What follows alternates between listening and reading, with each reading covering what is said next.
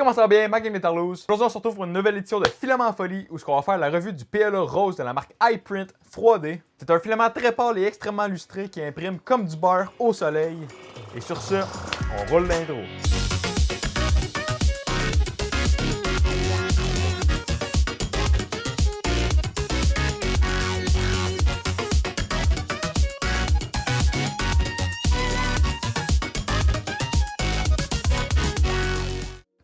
Donc, au niveau de l'expérience unboxing, on a une très belle boîte bleue avec des beaux designs.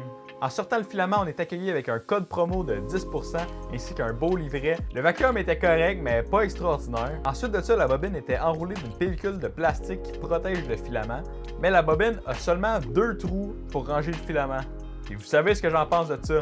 Un trou, c'est inacceptable, 2 trous, c'est pas assez, 3 trous, c'est correct, puis 4 trous, c'est parfait. Et non seulement il y a juste 2 trous, mais ils sont tellement rapprochés qu'on peut quasiment appeler ça juste un trou. C'est arrivé bien souvent que j'ai sorti le filament de l'imprimante, puis il arrivait pas assez loin pour se rendre au trou, fait qu'il fallait que je déroule un tour au complet pour réussir à le rentrer d'un trou de rangement, ce qui est fucking gossant pour de vrai. Mais overall, c'est une bonne expérience unboxing qui nous donne un sentiment de filament premium. Pour la partie juicy, la qualité d'impression.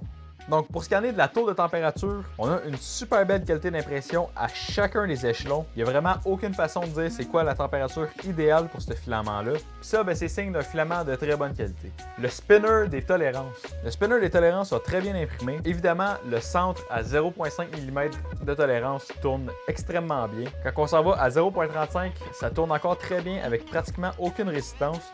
Quand on va au 0,3, on commence à sentir une petite résistance, mais ça tourne encore très bien. 0.25, on commence à sentir une bonne résistance et on voit qu'à 0.2, ça tourne pas pantoute. Donc ça, c'est des résultats qui sont très bons pour un test de tolérance jusqu'à 0.25. Ça va faire en sorte que la plupart des modèles print in place vont imprimer sans aucun problème. Pour continuer, on va aller au Benchy. Donc pour être honnête avec vous, je n'étais pas super content de ce Benchy-là. On a vraiment beaucoup de cheveux. La qualité d'impression est très moyenne. On a des petits défauts dans la coque, on a des petits défauts dans le volant. Il y a vraiment beaucoup de petits défauts partout au travers du print. En plus de ça, le feel du plastique, une fois imprimé, ça donne une impression cheap. Je sais pas trop comment l'expliquer, c'est dur à dire. Il y a certains filaments que quand tu leur touches, tu sens que c'est un filament de bonne qualité. Mais ce filament-là, tu sens que c'est un filament comme cheap. J'ai l'impression que c'est un filament qui vient du Dollarama. Mais sinon, overall, j'ai déjà vu des Benchy pires, mais j'ai déjà vu des Benchy qui sont calissement mieux que ça. Donc, pour finir, la masterpiece que vous avez probablement regardé tout le long de la vidéo, le magnifique Swirly Vase.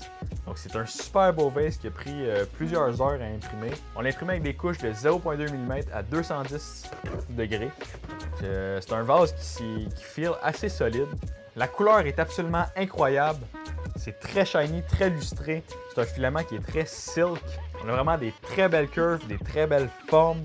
Les réflexions sont vraiment insane. On voit vraiment le filament qui vient montrer ses couleurs avec son rose pâle, très lustré.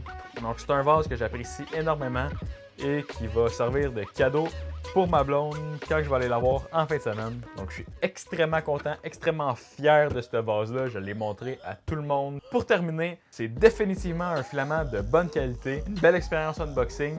Ça me donne un feel un peu cheap une fois imprimé, mais ça imprime super bien. Mais je suis sûr que je serai capable de me débarrasser du problème des cheveux sur le Benchy avec une coupe de tweak dans le slicer. Et donc pour ces raisons, je lui donne une note de 8 sur 10. C'est un filament que je recommanderais fortement à n'importe qui cherche un beau rose lustré. Donc sur ça va être la fin de la vidéo. Ma game de Tarlouse. N'hésitez pas à vous abonner si vous aimez mon contenu. Laissez un like, partagez la vidéo, parlez-en à votre grand-mère. Et sur ce, bonne soirée, bon matin, bon après-midi dans l'ordre que vous voulez.